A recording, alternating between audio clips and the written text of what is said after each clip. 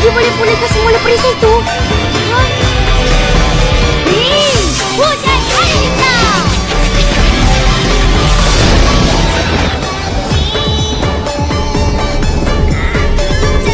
Tak jadi apa pun.